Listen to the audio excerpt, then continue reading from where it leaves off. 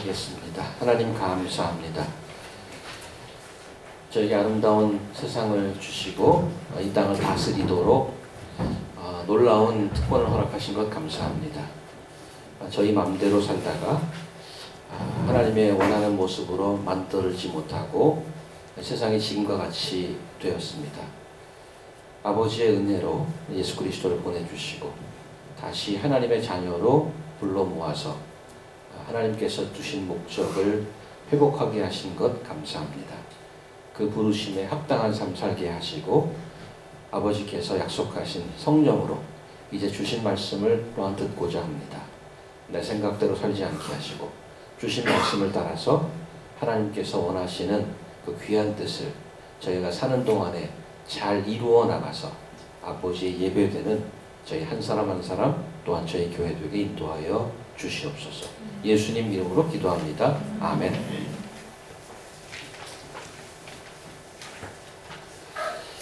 안디옥 교회를 중심으로 바울의 선교 여행을 바라본다면 오늘 여러분이 보시고 계시는 본문은 두 번째 여행이 끝나고 세 번째로 시작되는 시점을 보여주고 있습니다.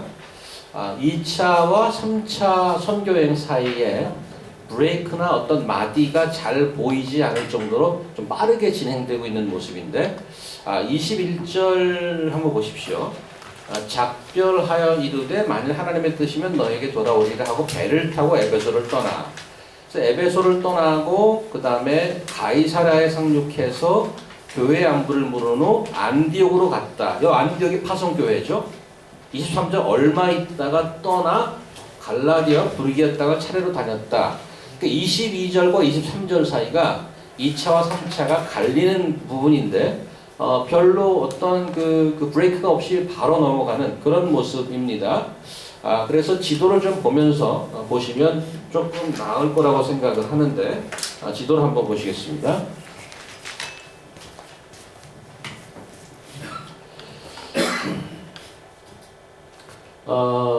여기를 보시면 이게 지금 2차를 보여주세요. 2차.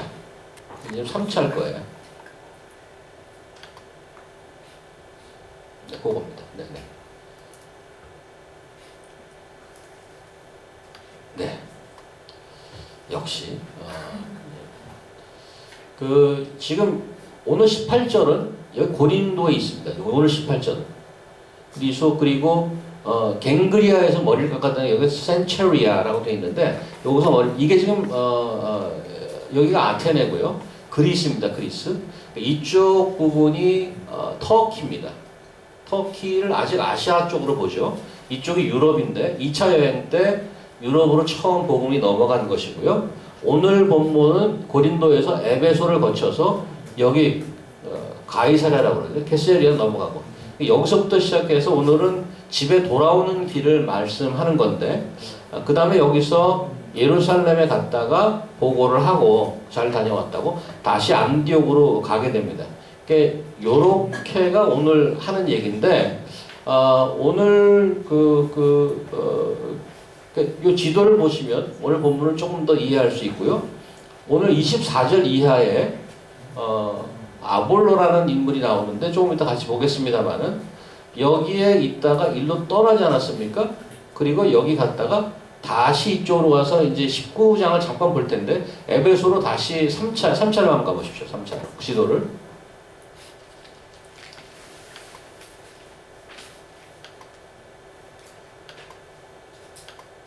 네, 3차를 보시면 안디옥에서 출발해서 여기 에베소까지 다시 옵니다. 아까 2차에서 에베소스를 떠나고 3차에서 에베소스를 가는 그 사이에 오늘 아볼로가 그 사이에 에베소에 있는 겁니다. 시간은 그렇게 되어 있습니다. 자, 이제 이렇게 지도는 이만큼 보시고요.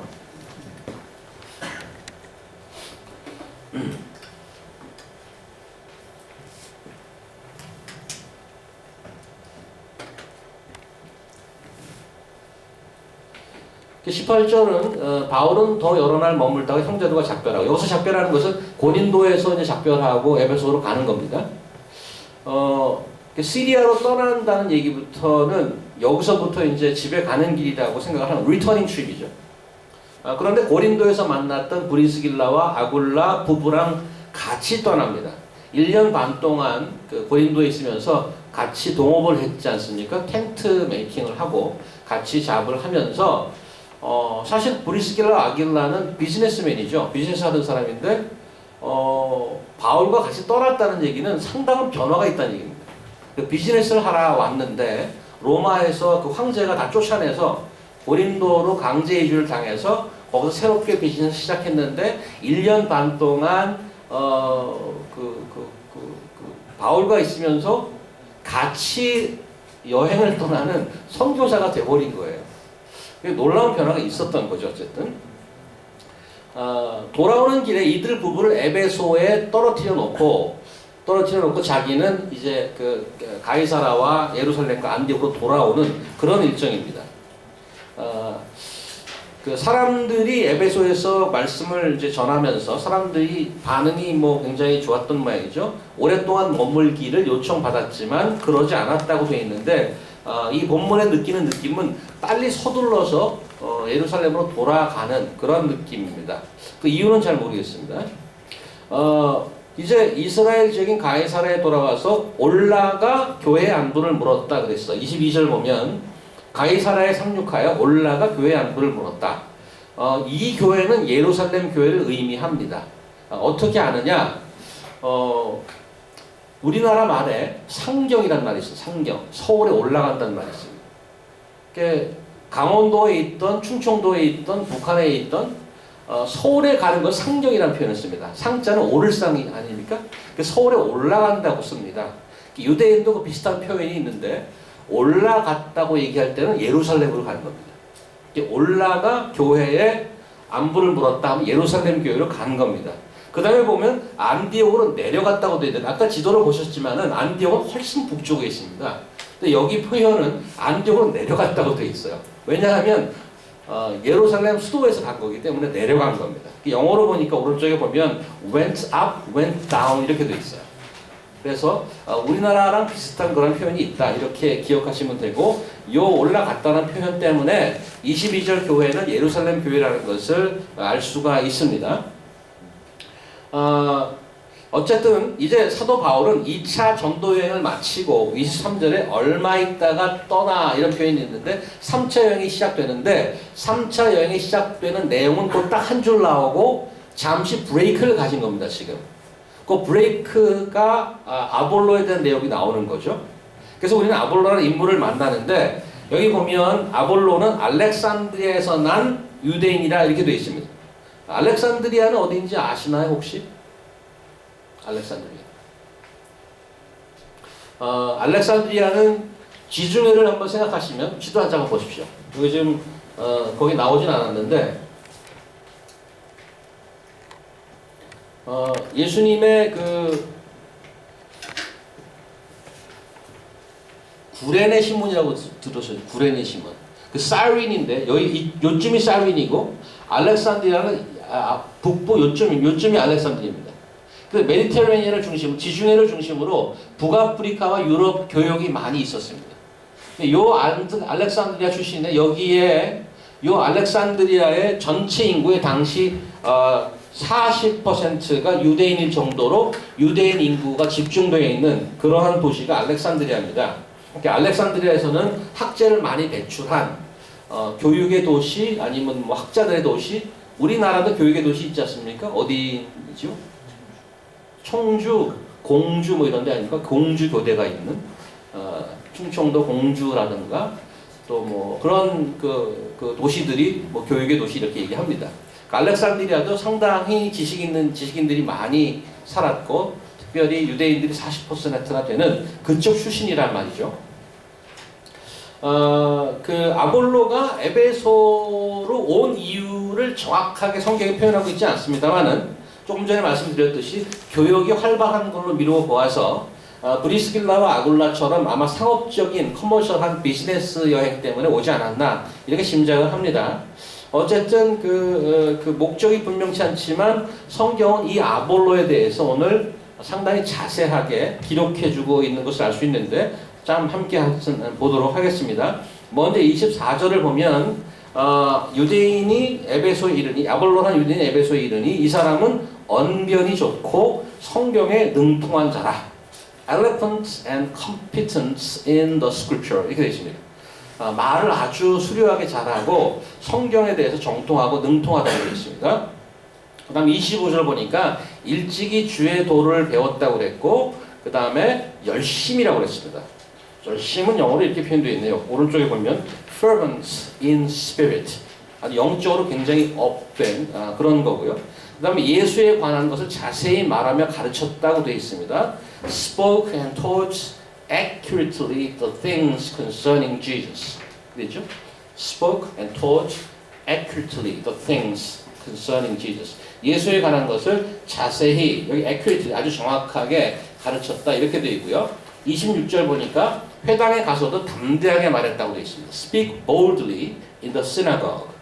그 다음에 27절에 아가야로 건너가지 않습니까? 아가야는 아까 그 지도에 보듯이 아가야 하면 이렇게 이해하시면 됩니다. 아가야는 여기 지역입니다. 여기 아카야라고 되어 있죠? 아가야는 지역입니다. 성경에서 아가야로 갔다 그러면 고린도로 갔다고 이해하시면 됩니다. 이 지역을 아가야라고 부르는데 아가야로 가면 고린도로 간 겁니다. 그래서 아볼로는 사실 사도행전에서는 오늘 우리가 보는 본문 위에 등장하지 않습니다. 그러나 성경 고린도에서 보면 상당히 많이 등장하는 이유는 뭔가 하면 이쪽으로 넘어가서 그래요. 여기서 활동을 했습니다. 그래서 이따가 보시겠습니다만은 고린도에서 많이 활동을 했던 자가 이제 아볼로입니다. 그래서 아가야로 넘어가서 고린도에 갔는데 28절 보면 고린도에 가서도 성경으로 예수는 그리스도라고 증언하였다고 되어 있습니다. Showing by the scriptures that the Christ was Jesus. 예수님께서 Christ, 메시아라고 성경을 통해서 증거했고, 그 다음에 사람들 앞에서 힘있게 유대인을 이겼다. 이렇게 되어 있습니다. 영어로 보면 powerfully refuted the Jews in public. 그래서 이렇게 여러 가지로 아볼로에 대해서 자세하게 얘기하고 있는데 성경에 한 인물을 표현하면서 이렇게 자세하게 기록한 인물이 있을까 싶을 정도로 상당한 자세한 기록이 되어 있습니다. 이 아볼로라는 사람이 얼마나 영향력이 있었던지 고린도서에 보면 그것을 이제 미루어 알 수 있는데 고린도전서 한번 1장을 한번 가봅시다. 1장 스크린을 보시면 고린도서 1장을 보시면 이제 1장 앞부분이니까 인사하는 겁니다. 고린도 교회에 사도 바울이 편지를 보내면서 이렇게 시작합니다. 그리스도 예수 안에서 너에게 주신 하나님의 은혜를 인하여 내가 너희를 위해 항상 하나님께 감사하노니. 감사하는데 감사하는 이유가 5절에 나와 있습니다. 뭐가 감사해요? 너희가 그의 안에서 모든 일, 곧 모든 구변과 모든 지식의 풍족함으로. 고린도 교회는 커머셜 시티임과 동시에 아테네 바로 옆에 있어서 철학이나 교육에 상당한 영향을 받은 굉장히 하이 탑 나치 시티. 미국으로 시작하면 보스턴 정도의 프라이드를 갖고 있는 그 정도 도시였다고 생각을 하는데 이렇게 언변과 지식이 많이 있던 풍족한 사람이 모인 고린도 교회인데 11절 12절 보면 이렇게 나와 있습니다. 내 형제들아, 약간 반전이긴 하죠. 내 형제들아, 글로의 집편으로 너희에게 대한 말이 내게 들리니. 무슨 소식을 들었어요. 고린도 어떤 사람으로부터 소식을 뭐라고 들었냐면 너희 가운데 분쟁이 있다는 것이다. 고린도 교회 문제가 분쟁이 있었던 것입니다. 굉장히 많이 배우고 실력 있는 자들인데 분쟁이 있었어요.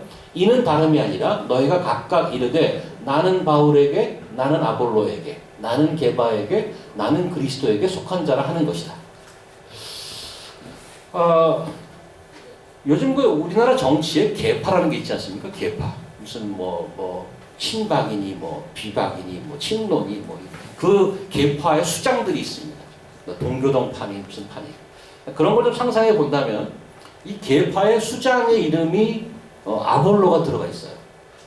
이 얘기는 뭔가 하면 그 교회 내에서도 상당한 영향력을 끼치고 있다는 거죠. 이 교회가 어떤 교회인데 상당히 배우고 말도 잘하고 실력 있는 사람들이 모인 데에서도 계파의 수장이야. 이런 걸 보면 이 사람 상당히 영향력이 있다. 이렇게 짐작할 수가 있죠. 말을 잘하고 어떤 지능이 출중한 것은 선천적인 면이 없지 않습니다. 그런데 오늘 아볼로에 대해서 배우면서 한 가지 또 그 놀라운 점은 25절 보면 그가 일찍이 주의 도를 배웠다 이렇게 되어 있습니다. 주의 도를 배웠다. 이 우리나라에서는 뭐 돌을 닦는다 이런 표현이 있는데 주로 이제 산에를 가지 않습니까? 계룡산이나 지리산 여기가 이제 가면 스승이나 도사들이 많이 있는 그 도사들한테 가야 도를 배우지 않습니까? 그런 신비한 어떤 그런 도가 아니죠. 사도행전에 그 도라고 표현된 것이 6차례 나오는데 그 도는 가스펠이라고 생각하면 되는데 그런 표현을 좀 쓰는 이유가 있는데 그럼 몇 가지만 한 두세 군데만 보도록 하겠습니다. 그 내용이 뭔지. 사도행전 먼저 9장 2절을 가볼까요? 9장 2절을 보면 사도 바울이 그 처음에 크리스찬이 되기 전에 기독교인들을 잡아 가두는 그런 배경인데요. 다메섹 여러 회당에 갈 공문을 청하니 이는 만일 돌을 쫓는 사람을 만나면, 그러니까 우리 쉽게 바꾸면 기독교를 쫓는 사람을 말하면 이렇게 얘기할 수 있죠. 돌을 쫓는 사람을 만나면 물론 남녀하고 결박하여 예루살렘을 잡아왔다. 이렇게. 근데 나중에 이제 사도 바울이 크리스천이 돼서 누구 앞에서 간증할 때가 있는데 자기가 과거에 어떤 짓을 했는가 이렇게 얘기합니다. 내가 이 돌을 핍박하여, 여기서 이제 도라고 얘기하는 것은 크리스찬들을 얘기하겠죠. 복음을 믿는 자를 핍박하여 사람을 죽이기까지 하고 죽였죠. 누구 죽였나요? 스데반을 죽였잖아요. 그죠? 남녀를 결박하여 옥에 남겼다고 이제 회상을 합니다. 그 다음에 그 리더들, 왕들 여기 많이 잡혀가서 전도하고 그랬는데 여기서 이제 이렇게 표현합니다. 도대체 그 도가 뭐냐? 수일 후에 벨릭스가 그 안에 유대 여자 두루실라와 함께 와서 바울을 불러 여기 보면 그리스도 예수 믿는 도를 듣거든. 이 도에 대해 좀 설명이 나오죠. 또 도란 무엇이냐? 예수를 믿는 크리스찬, Christ, the Gospel of Christ를 지칭한다고 할 수 있습니다. 그래서 그 복음을 듣는 그 복음에 대해서, 그리스도의 복음에 대해서 어려서부터 25절에 보면 일찍이 배웠다 이렇게 되어 있습니다. 그래서 아볼로가 성경에 능통했다는 것은 무슨 어디 가서 돌을 깨우친 거가 아니고 열심히 배운 것입니다. 그래서 28절 뒤에 보면은 성경으로, 여기 뭐냐, 성경으로 예수는 그리스도라고 증언했다 이렇게 되어 있습니다. 영어 표현에 이런 두 가지 표현이 있는데 able to teach and teachable 이런 뜻이 있습니다. 이거 토플에 좀 나오는 그런 문제인데 디퍼런스가 뭐냐? able to teach, 그다음에 teachable. 과거에 그 학원 강사하던 그 스피릿이 자꾸 올라와서 able to teach는 문자 그대로 가르칠 수 있는 실력을 말합니다. 능력을. teachable은 약간 여기인데 willing to be taught 이런 뜻입니다. 그러니까 가르침을 받고자 하는 준비가 돼 있는 거죠. 그러니까 배울 준비, 배울 자세 이런 것을 teachable 하다고 그러는데 성경이 두 가지를 다 얘기하고 있습니다. 하나님을 섬기고자 하는 자들, 하나님의 사람들은 가르칠 수 있어야 된다고 합니다. 그냥 가만히 앉아 있는 게 아니고 가르칠 수 있어요. You have to be able to teach, and also you have to be teachable. 가르칠 수 있어야 되고 배울 준비가 되는 두 가지를 다 얘기합니다. 디모데에게 편지 쓰면서 디모데에게 이렇게 권면을 하죠. 디모데후서 2장을 먼저 가볼까요? 디모데후서 2장을 가보면 주의 종에 관해서 얘기하는데 마땅히 주의 종은 다투지 아니하고 모든 사람을 대하여 온유하며 humble and able to teach, 가르치기를 잘하는 and be patient, 그 다음에 오래 참으며. 여기 보면 가르치기를 잘하는 사람 누가? 주의 종이 되려면. 어서 오세요. 주의 종이 되려면. 그 다음에 디모데 전서를 가면 올려보세요. 디모데에게 얘기하면서 이 모든 일에 전심전력하여 너의 진보를 모든 사람에게 나타나게 하라. 막 이것도 하고 저것도 하고 가르칩니다. 그리고 마지막에 요 구절이 굉장히 중요한데요. 너의 진보를 모든 사람에게 나타나게 하라. 죄송합니다. 이제 영어로 한번 읽어볼게요.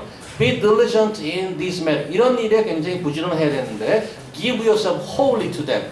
완전하게 전심으로 거기를 하는데 so that 중요합니다. 결과가 목적이죠. Everyone may see your progress. 디모데를 크리스천 리더로 잘 가리키고 양육하는데 어떤 모습이 나와야 되냐 하면 if you try your best to improve, people may be able to see your progress. 작년에 여러분과 올해 여러분의 성장하는 모습을 볼 수 있어야 된다고 얘기하는 거예요. 네가 얼마나 잘나고 잘했느냐가 아니고 프로그레스라는 얘기는 성장한다는 뜻이 들어가 있지 않습니까? 성장한다는 건 배운다는 얘기입니다. 건강한 신자의 가장 굉장히 중요한 모습 중에 하나가 whether you can show the progress. 한 달 전에 B2B 했는데 지금 다 잊어먹었어. 7개 외라고 그랬는데 10개, 20개 돼야 되는데 지금 1개도 가물가물해. But God demonstrates 뭔가 점점 이게 rusty해져. 더 죄송합니다. You have to show your progress. 더 늘어야 된다는 거예요.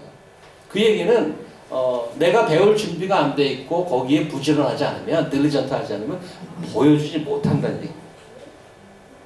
아볼로는 언변이 좋고 성가에 능통한 자였지만 그런 결과가 나오기까지는 일찍이 열심히 배웠다는 얘기죠. 그죠? 그 다음에 아까 이제 본 것 중에 열심이라고 하는데 거기에 영어 표현이 fervent in spirit. 그 영이 항상 업이 돼 있어. 근데 어떤 그 미스티컬한 것이 아니고 항상 영이 하나님의 사람으로 살아가도록 업이 돼 있다는 겁니다. 굉장히 적극적이죠. 특별히 어느 점에서 그런가 열심으로 어떻게 했어요? 예수에 관한 걸 자세히 말하며 가르치는 데에 열심이었다고요.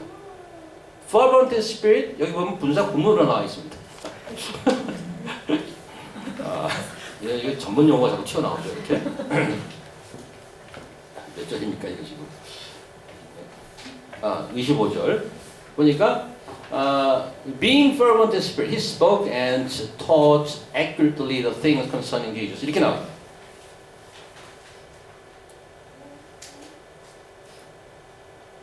여기 보니까 뭐에 대해서 열심인가 하면 자세히 말하며 가르쳤다. spoke and taught accurately 되어 있습니다.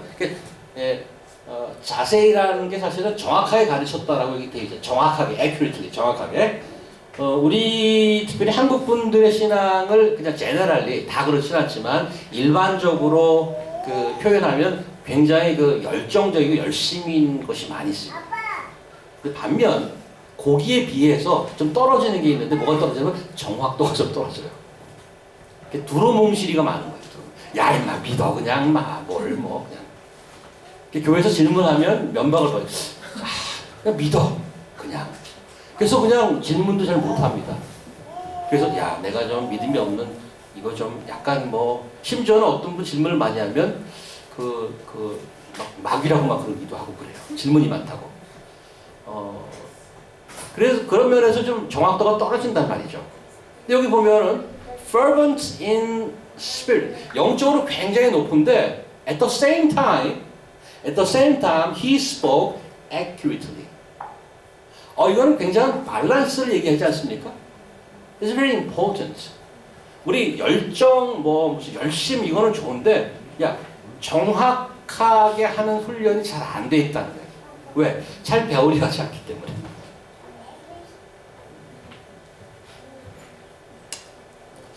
예를 들면 우리 교단이 많이 있는데 교단별로 약간 특징이 있어요. 특별히 오순절이나 순복음 계통의 분들이 트레이드마크가 열심입니다. 그분도 열심히 못 따라가요. 거의 한번 스치듯이 알면은 떨어지지 않습니다. 그냥 한 10번이고 20번이고 전화하고 그래서 거기는 당연히 숫자적인 부흥이 있는 것 같아요. 그걸 열심히 있어서. 거기에 속해 계시는 구역장님이나 무슨 권찰님들은 거의 풀타임으로 뜁니다. 그냥 신방하시고 열심히 있어요. 근데 저도 공부를 했습니다만은 보통 책을 읽고 그럴 때 이제 학자들이 이렇게 나오는데 순복음 교단과 죄송 말씀드리면 그쪽 에 속한 학자들이 잘 안 나와요. 잘 안 나와. 그 얘기는 정확도에서 좀 떨어진다는 얘기예요. 그분들이 학계에서 약간 인정을 못 받아. 그래 열심인 거에 대해 비해서. 근데 역으로 뭐 복음주의 교회에 들어갔다 좀 아는 사람이죠. 훈련 과정 5개, 3년에 걸쳐서 시작부터 시작해 5개 과정을 막 12개월짜리, 6개월짜리, 9개월짜리 이런 거 다 했어요. 그럼 이렇게 보고 있다가 이제 무슨 얘기하면 이제 각도가 좀 얘기하면서 맞아 그거 지적하기 바쁘죠. 그래서 좀 따뜻함 이런 게 좀 없어요. 좀 결여도 있어요. 우리나라에서 가장 열심이고 따뜻한 교단이 어딘지 아십니까? 열심이고 마음도 따뜻한 교단. 성결교, 장로교, 오순절 여러 가지 감리교 있는데 어디가 제일 따뜻한 교단? 뭔지 아세요? 그 교단의 이름은 이단입니다. 이단. 엄청나게 열심히 해요. 열심을 따라갈 수가 없어요. 이단. 그거 굉장히 따뜻해. 교시 엄청납니다. 거기 가면. 다 해줘 그냥. 저도 가끔씩 파나레가 있으면 형제님, 자매님 거의 신천지 미팅 엄청나게 많이 합니다. 거기 밑에 핍스 세븐이 거기 거의 소굴이에요. 어떤 분이 저한테도 제가 아침에 성경을 보고 있는데 어떤 분이 와서 저보고 큐티를 하자고 해도 모르는 사람 스트레인저가 순간 신천지다 소굴이 순간. 그래서 요거를 피해, 요거를 한번 잡아. 그런 생각이 살짝 들면서 시간을 좀 벌어야 되겠다. 네, 갈게요. 잠시 화장실 갔다 가겠습니다. 화장실에 들어가서 심호흡을 몇 번 하고, 몇 번 하고, 그분들은 이제 그룹으로 모여 있었어요. 그래서 그룹 쉽지 않잖아요. 스트레인저한테 와갖고 큐티를 같이 하자고 그러는데 나 성경을 보고 있었는데 쉽지 않잖아요. 그래서 거기 갔네. 그 그룹에 딱 앉았어요. 그래서 이제 쭉 성경을 읽으면서 어떻게 생각하시면 이 얘기를 하잖아요. 근데 저보고 먼저 하라는 거예요. 그래서 제가 아니 먼저 하세요. 서로 이제 잽을 나뉘는 잽을. 먼저 해야지 그 색깔이 나오니까 이게 정말 이게 이단인가 아닌가. 나중에 알고 보니 그분들은 건강한 교회 멤버였어요. 저는 나중에 이제 고백하기를 나 당신도 신천지인 줄 알았다. 근데 왜 먼저 하기로 했느냐. 근데 그분들이 너무 사실 열정이 좋아서 같이 나누고 싶은데 내가 신천지일까봐 내가 신천지일까봐 간을 보는 거였어요. 먼저 한번 얘기해봐라. 내가 한번 판단해보겠다. 그래서 서로 이제 미루는 거죠. 서로 먼저 해봐라. 어쨌든 그런 얘기 있는데 그건 해피엔딩으로 끝났습니다만은 그 중에 이제 한 분이 목요일 바이블 포럼에 잘 나오는 분이 거기서 픽업이 돼갖고 근데 우리나라에서 열정과 정확성이 같이 두 개를 다 갖추기 쉽지 않은데 성경이 오늘 얘기하기를 그 두 개를 다 갖춰라 얘기하는 거예요 지금. 그래서 그런 표현이 있잖아요. 차가운 뇌와 뇌색 이런 거 말고 차가운 뇌와 뜨거운 가슴 이 두 개를 동시에 갖추고 있는 것이 얼마나 중요한지 오늘 아볼로가 그런 모습을 보여주고 있다는 말이죠. 그러니까 아볼로는 성경에 탁월함이 있었고 언변이 뛰어났고 열심히 있었지만 동시에 배우는 자세가 있었던 사람이란 말이죠. 게다가 26절 보니까 그가 회당에서 담대하게 말을 시작했다 되어 있습니다. Boldly. He began to speak boldly in the synagogue. 진리에 대해서 다른 말을 하는 것을 견딜 수가 없죠. 많은 사람들 앞에서 주눅 들지 않고 유대인 앞에 담대하게 powerfully refute했다고 되어 있습니다. 이 진리에 대해서 우리가 좀 많이 부족한 부분이라고 생각을 하는데 열심도 있고 열정과 용기도 있는데 아까도 말했지만 내용이 좀 빈약하단 말이에요. 열심과 우리나라가 축구에서 가장 정신력이 부족하다. 그 정신력 갖고 축구를 못 이겨. 골을 넣어야 되거든. 작전을 짜야 되고. 근데 맨날 정신력으로 해. 군대쓰리가도 아니고. 맨날 군대식으로 하라는 거죠. 정확하게 전술을 이해하고 이런 부분이 약하단 말이죠. 근데 내용이 빈약해요. 열심과 따뜻함, 용기를 다 갖춘 자들이 아까 뭐라고 그랬어요? 이단이라고 그랬잖아요. 근데 다 좋아. 거기 가려고 그러는데 뭐가 없어? 내용이 거짓이에요. 내용이 거짓. 그래서 위험한 거죠. 70년대에 제가 자라면서 대했던 가수 중에 김민기 씨라고 있습니다. 김민기. 아십니까? 김정구 씨보다 훨씬 젊으신 분입니다. 눈물 젖은 두만강. 그 세대는 아닙니다.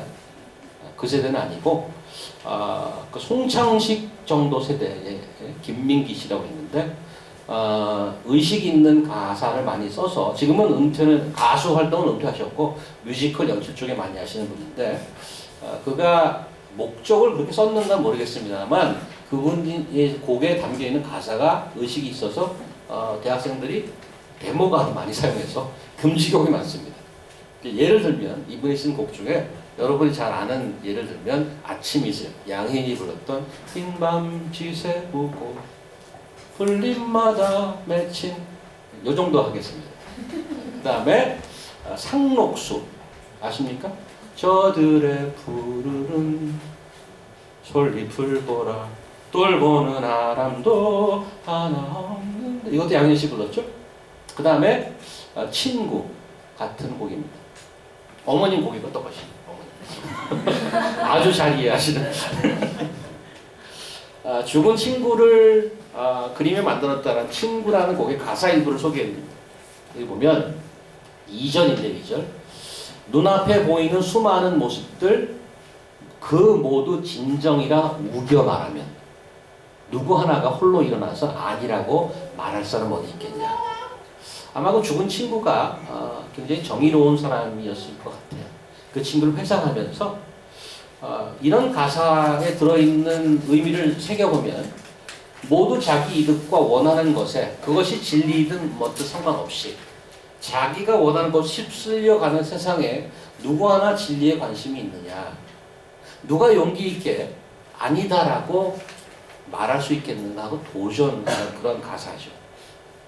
세상은 진리나 정의 같은 데 별로 관심이 없습니다. 놀랍게도 개인이나 집단의 득실에 관해서는 이해관계에 있어서는 엄청난 담대함과 용기가 샘솟습니다. 근데 그런 걸 용기라고 그러지 않죠. 이기주의라고 그러고 때를 쓰려고 그럽니다.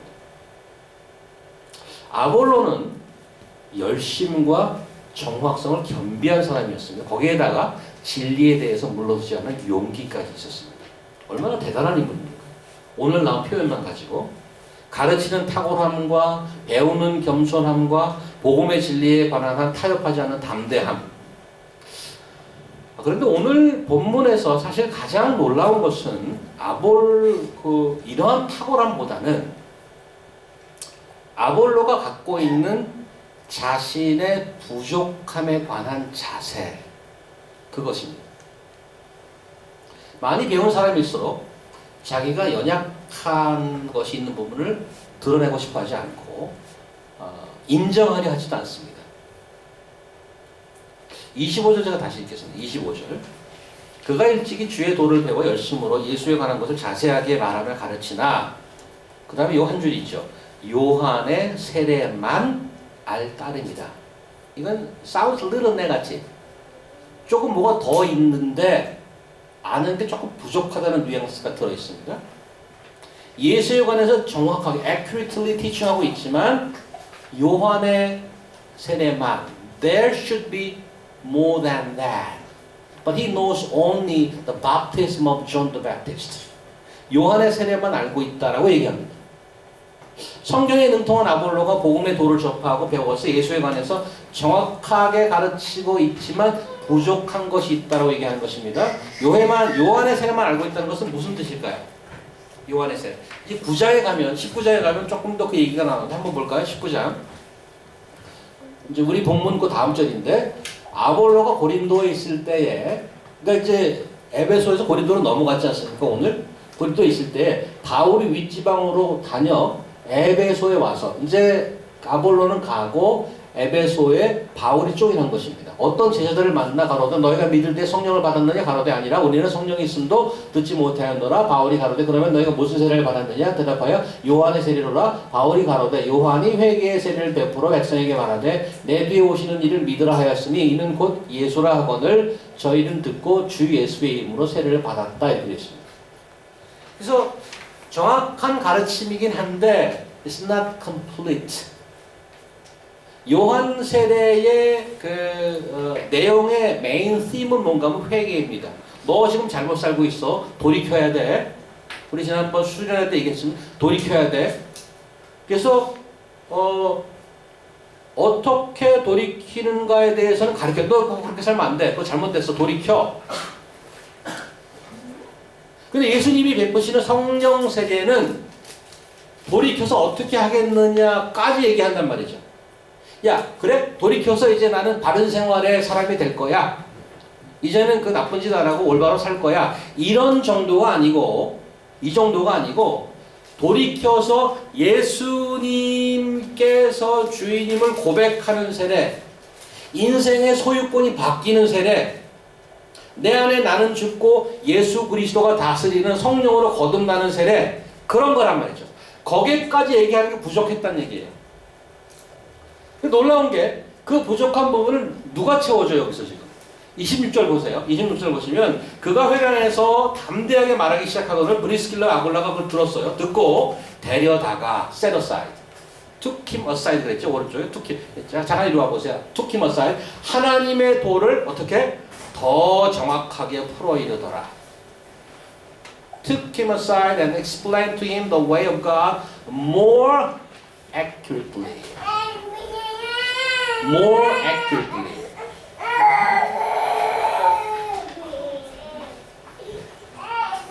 모자간의 상봉입니다. 눈물겨운 상봉이죠. 이 예배 시간에 종종 일어나는 일입니다. 놀라지 마십시오. 한 30분 떨어져 있는데 얼마나 감격하겠어. 엄마를 만나는 게. 모자간의 상봉. 미경자면 울지 않았습니까? 한 6개월 되신 것 같은데 어머님이 떨어졌지. 공항에서. 학자들이 득실거리던 알렉산드리아에서 탁월한 실력을 갖추고 있던 아볼로가 지금 누구에게 배우는 거예요? 전직 비즈니스맨들에게 배우는 거예요. 뭐 텐트 만드는 일을 했으니까 얼마나 인텔리전트 했던지 알 수 없으나 비즈니스하는 부부에게 한 수 배운 겁니다. 아볼로 자신이 원래 실력자가 탁월한 사람이지만 자신이 부족함을 인정하지 않으면 이렇게 배울 수 없습니다. 저는 오늘 그 아볼로의 탁월성은 여기 있다고 봅니다. 이 사람이 원래 같이 실력 말고 그거 오케이 그거 좋다고 보는데 자기의 부족한 것을 채우는 데 있어서 ready to learn. 아까 뭐라고 했죠? teachable spirit. willing to be taught. 그런 자세가 돼 있다는 거죠. 그게 진정한 탁월성이라고 생각합니다. 이제 부족한 부분이 채워지고 완벽한 티칭의 모습을 갖추게 되지 않았습니까? 이게 super perfect teacher가 된 거죠. 부족한 부분을 다 배웠으니까. 이제 아주 엄청난 이벤저리스트가 된 건데 그래서 아볼로는 더 복음을 전하고 싶었는지 모릅니다. 그래서 아볼로가 27절에 보면 아가야로 가고 싶다고 그랬잖아요. 이제 배운 걸 가서 다시 한번 해봐야 되겠다. 열심히 전해야겠다. 이렇게 했는데 그거 보면은 그 결과로 고린도에 가서 믿는 자에게 많은 유익을 주는 자가 되었다 기록하고 있습니다. 제자들에게 그가 감에 은혜로 말미암아 믿은 자들에게 많은 유익을 주었다 이렇게 되어 있어요. 그러니 정확하게 원래 가르치던 사람이 조금 부족한 걸 더 얻어서 고린도에 갔으니까 얼마나 잘 가르쳤겠어요. 그래서 많은 유익을 끼치다고 되어 있는데 사실은 27절을 조금 더 자세히 보면 아볼로의 아까 얘기했던 진정한 탁월성, 배우고자 하는 그 탁월성을 재차 발견할 수가 있는데 완벽하게 이제 준비되었기 때문에 더 필요한 게 사실 없습니다. 이제 가르침에 관한 한. 그런데 그가 고린도로 가고자 할 때 뭐라고 나있냐면 형제들이 그를 격려하며 게다가 추천서가 써줘서 제자들에게 편지를 써 영접하라고 추천서를 받았으니 그건 제가 이제 이해한 겁니다. 형제들이 격려하고 편지 쓰는 게 뭐 잘못된 건 아니죠. 완벽하지만 더 있으면 좋겠죠. Better than now. 그런데 아볼로는 완벽하게 준비되어 있음에도 불구하고 형제들의 격려를 받고 편지 받는 일을 welcome, accept 했다는 거예요. 그거는 it's a matter of attitude.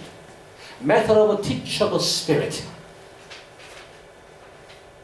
많은 유익을 끼쳤다고 하니까 고린도 사역은 대단히 효과적이고 성공대로 할 수 있습니다. 근데 여기 한 가지만 더 뜯어볼 게 있어요. 아볼로가 도움을 주었다고 했던 유익을 끼쳤던 대상이 누구죠? 물론 고린도 사람이겠죠. 근데 여기 어떻게 표현되고 있냐 이거죠. 그게 뭐라고 되어 있냐면 제자들에게 편지를 써 영접하라 했더니 27절입니다. 그가 감에 자 보세요 여기 은혜로 말미암아 믿은 자들에게 많은 유익을 주었다. 유익을 주는 대상에 대한 표현이 it's very interesting. 예를 들어서 고린도 형제들에게 많은 유익을 주었다 이렇게 얘기하지 않고 고린도 사람들에게 많은 유익을 주었다 이렇게 얘기하지 않고 뭐라고 되어 있어요? 은혜로 말미암아 믿은 자들에게 이렇게 써 있어요. 영어로 보니까 help those who through grace had believed. 은혜로 이미 믿은 자들에게 유익을 주었다 이렇게 되어 있는 거예요. 굳이 그 해석하자면. 저는 왜 이런 게 궁금하죠? 왜 이렇게 표현했을까? 여러분 안 궁금해하세요?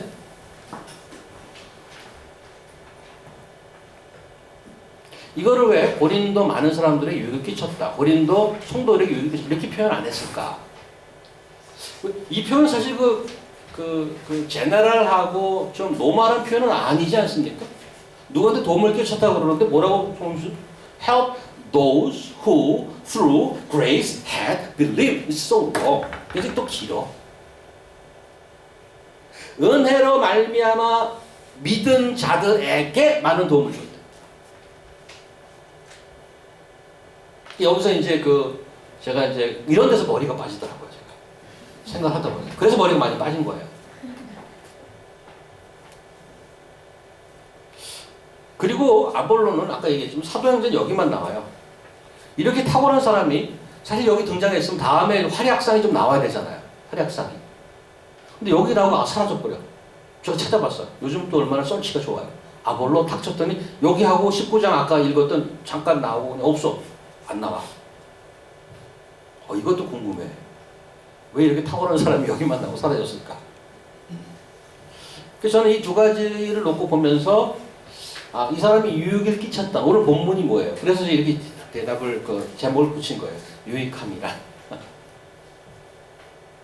그래서 이 사람이 이 아볼로가 유익을 끼쳤다는데 뭐에 대해서 유익을 끼쳤을까?